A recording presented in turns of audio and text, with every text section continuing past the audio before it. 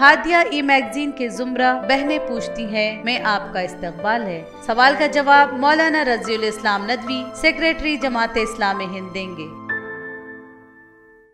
سوال: دیکھا گیا ہے کہ بہت سے مسلمان بیوی کی معمولی کوتاہیوں پر اور اکثر ساس کی شکایت پر اس کی پٹائی کر دیتے ہیں، اور جب انہیں اس سے روکنے کی کوشش کی جاتی ہے تو کہتے ہیں کہ قرآن مجید میں اس کی اجازت دی گئی ہے۔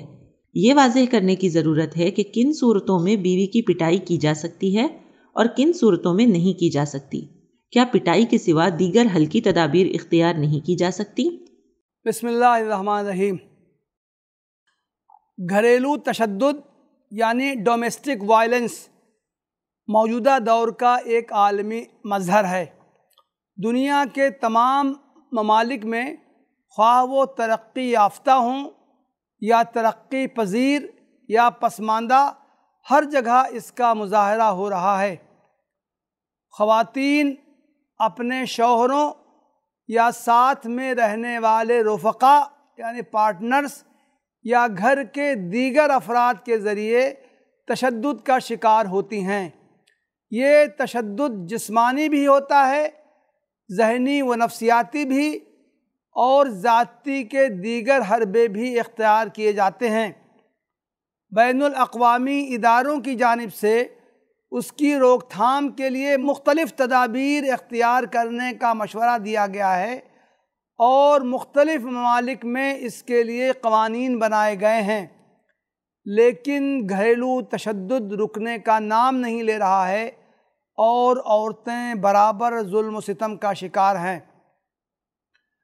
افسوس کہ گھریلو تشدد مسلم معاشرے میں بھی عام ہے۔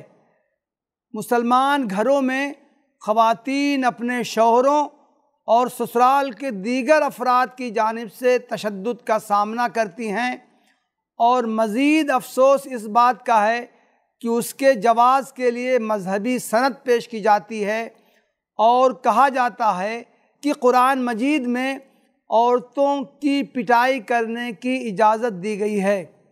یہ قرآنی تعلیمات کا مطالعہ صحیح تناظر میں نہ کرنے کا نتیجہ ہے۔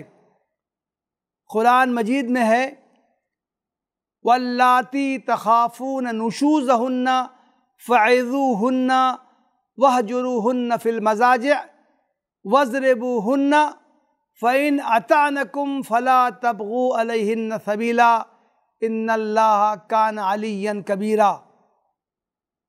سورہ النساء آیت نمبر 34۔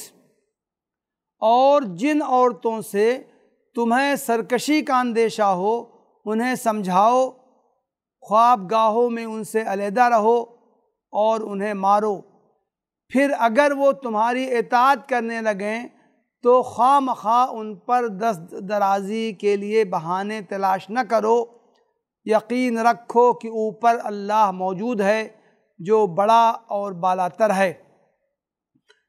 اس آیت میں ان نکات پر غور کرنے کی ضرورت ہے۔ نمبر 1، یہاں جو احکام بیان کیے گئے ہیں ان کا تعلق عام حالات اور عام عورتوں سے نہیں، بلکہ یہ باتیں ان عورتوں کے سلسلے میں کہی گئی ہیں جن کی جانب سے نشوز یعنی سرکشی کا مظاہرہ ہو۔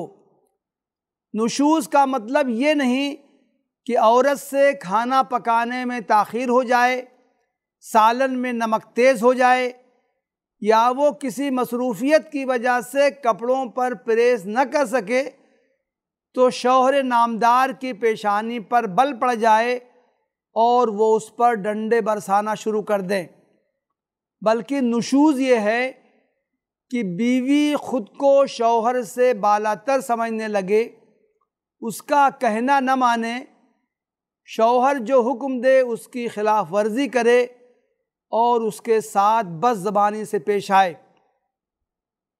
نمبر 2، سرکش عورتوں کی اصلاح کے لیے اس آیت میں 3 تدابیر بیان کی گئی ہیں۔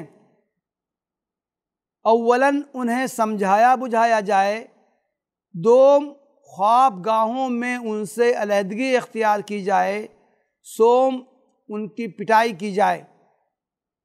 قرآن مجید کا منشا یہ معلوم ہوتا ہے کہ ان تدابیر میں تدریج ملحوظ رکھی جائے، اس کے برعکس نہ کیا جائے۔ نمبر 3، بیویوں کو مارنے کا حکم نہیں دیا گیا ہے کہ لازماً اس پر عمل کیا جائے، بلکہ کہا گیا ہے کہ اگر دیگر تدابیر سے کام نہ چلے تو بدرجہ مجبوری اس پر عمل کیا جا سکتا ہے، اور اس تعلق سے بھی انتہائی احتیاطی تدابیر کی تاکید کی گئی ہے۔ حضرت ابن عباس رضی اللہ عنہ سے ان کے ایک شاگرد نے پوچھا، مارنے کا کیا مطلب ہے؟ انہوں نے فرمایا، جیسے مسواک سے مارنا۔ تفسیر طبری، دارالمعارف مصر، جلد 8 صفحہ 314۔ مارنے کا مقصد بیوی کو جسمانی اذیت پہنچانا یا اسے ذلیل و رسوا کرنا نہیں، بلکہ محض اس کی اصلاح و تادیب اور شوہر کی جانب سے ناراضی کا اظہار ہے۔ نمبر 4، مارنے کی اجازت محض شرکشی کا اندیشہ ہونے پر نہیں دی گئی ہے، بلکہ یہ بات اس وقت کہی گئی ہے جب واقعتاً عورت سرکش ہو جائے اور عملاً اس کی طرف سے نافرمانی کا اظہار ہونے لگے۔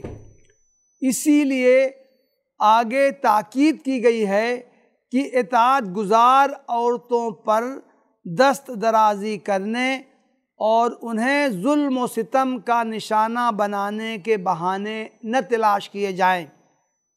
نمبر 5، آیت کے آخر میں صفات الہی میں سے علی اور کبیر کا انتخاب بہت معنی خیز ہے، یعنی اگر تمہیں عورتوں پر بالادستی حاصل ہے تو یہ نہ بھولو کہ اللہ تعالیٰ کی ذات تم سے بلکہ سب سے بڑی اور بالاتر ہے۔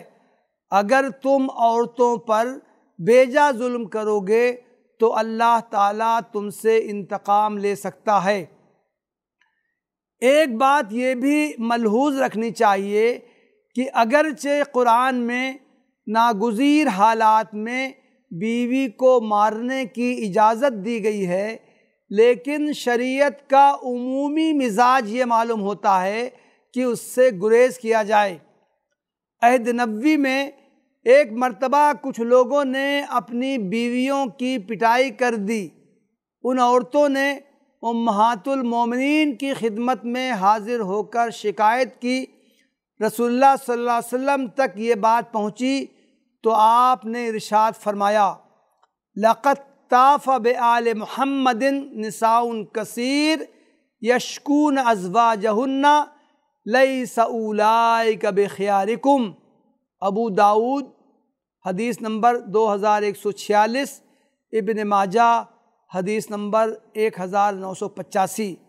محمد صلی اللہ علیہ وسلم کے گھر والوں کے پاس بہت سی عورتوں نے چکر لگائے ہیں اور اپنے شوہروں کی شکایت کی ہے، یہ مارنے والے تم میں اچھے لوگ نہیں ہیں۔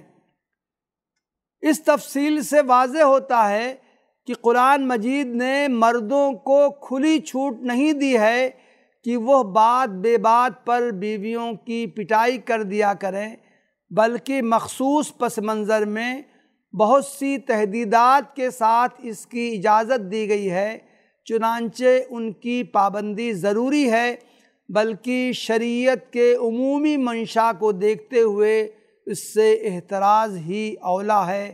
وآخر دعوانا ان الحمد للہ رب العالمین۔